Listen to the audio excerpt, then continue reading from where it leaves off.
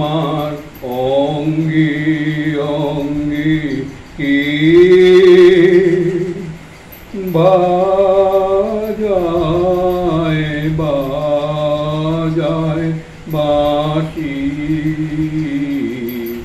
আমার অঙ্গে অঙ্গে কি বাজায় বাজায় বাঁশি আমার অঙ্গে অঙ্গে আনন্দে বিষাদে মন উদাসী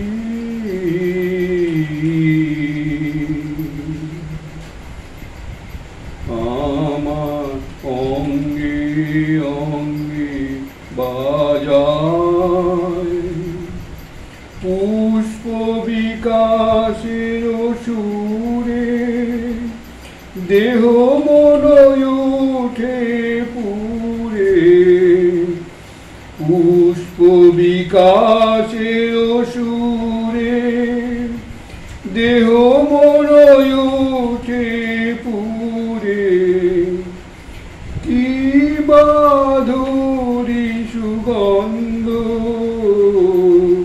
বাতাসে যায় ভাসি কি বাজায় বাজায় বাঁশি আমার অঙ্গে অঙ্গে কি বাজায় বাজায় বাঁশি সহসা মনে জাগে আশা নোয়াউতি পেয়েছে অগ্নির ভাষা সহসা মনে জাগে আশা মোর আহুতি পেয়েছে অগ্নির ভাষা আজ মম রূপে বেশে দীপিলিখিতার উদ্দেশ্যে আজ মম বেশে দীপিলিখিতার উদ্দেশ্যে এসো মর্মের বন্দিনী বাণী বন্দন নাশী কি বাজায় বাজায় বাঁশি আমার অঙ্গে অঙ্গে কি বাজায় বাজায় বাঁশি। একটু অন্য স্বাদের একটু হালকা স্বাদের কথা শুনি। হ্যাঁ, নৈদিগন্ত সরকারের এটা 1928-29 সালের কথা। 30-32 বছর আগেকার কথা। মনীষী সাহিত্যিক শ্রীযুক্ত নলিনীকান্ত গুপ্তের বর্তমানে শ্রী অরবিন্দ আশ্রমের সেক্রেটারি তিনি। বাড়ি গেলাম। ননীদার বাড়ি রংপুর জেলার নীলফামারীতে। ননীদার পিতা রজনীবাবু ছিলেন নীলফামারীর একজন নামকরা উকিল। নলিনীদা তার পিতার সঙ্গে সাবধানে কথা কইতে আমাকে বলে দিলেন। রজনীবাবু গম্ভীর প্রকৃতির রাজবাড়ি লোক, তাঁর পরিবারস্থ ব্যক্তিরাও তাঁর কাছে বেহিসেবি চালে চলেন না। এই সাবধানবাণী শুনে আমি যথাসাধ্য তাকে এড়িয়ে চলতে লাগলাম। এটা হচ্ছে ননীদার বাবা রজনীকান্তবাবু। বাড়ির মহিলাদের বড় ইচ্ছা একদিন একদিন হাসির গান শোনবার, কিন্তু রজনীবাবুর ভয়ে সেই ইচ্ছা তাদের আর পূর্ণ হয় না। শেষ পর্যন্ত স্থির হলো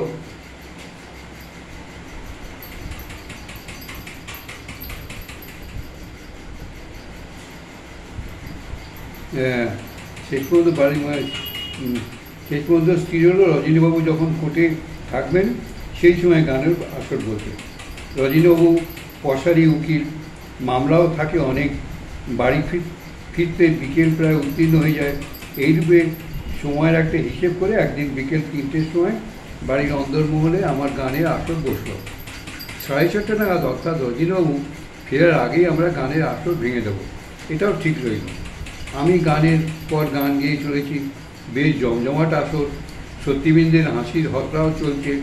শেষকালে কান্তকবির একটি হাসির গান আরম্ভ করলাম, আমার বয়সটা এমন কি বেশি, গানটার কথা। গানটির বিষয়বস্তু হচ্ছে একজন বিয়ে পাগলা বুড়ো আর তার চাকরের মধ্যে দ্বিতীয় পক্ষের বিবাহ সম্পর্কে পরামর্শ। বুড়ো ও চাকর এই দুজনেই দুরকম কণ্ঠস্বরে আমি গানটি গাইছি। সকলেই গানটি বেশ উপভোগ করছে। গানের মাঝে মাঝে একটা জায়গায় হাসবার যথেষ্ট কারণ থাকলেও শ্রোতাদের কাছ থেকে রসগ্রহণের কোনো সায় পেলাম না। আমি আরও রসিয়ে রসিয়ে গাইতে লাগলাম তাদের মুখে যাতে হাসি ফোটাতে পারি, কিন্তু বৃথা চেষ্টা। অমন যে শেষের লাইনটা, কর্তা আমি আপনার গলায় দিমু হাসি, সেখানে চাপতে গেলেও হাসি ঠোঁটের মধ্যে বাধা ভেদ করে বেরিয়ে আসে। সেখানেও আরও কারো মুখে হাসির রেখাটি পর্যন্ত দেখা গেল না। গানটি শেষ করেছি এমন সময় একজনের ইঙ্গিতে পেছন ফিরে চেয়ে দেখি কোটের পোশাক পরা অবস্থায় স্বয়ং রজনীবাবু দাঁড়িয়ে। কি জানি কখন এসে দাঁড়িয়ে দাঁড়িয়ে গান শুনছিলেন। গান থামাতেই তিনি চলে গেলেন।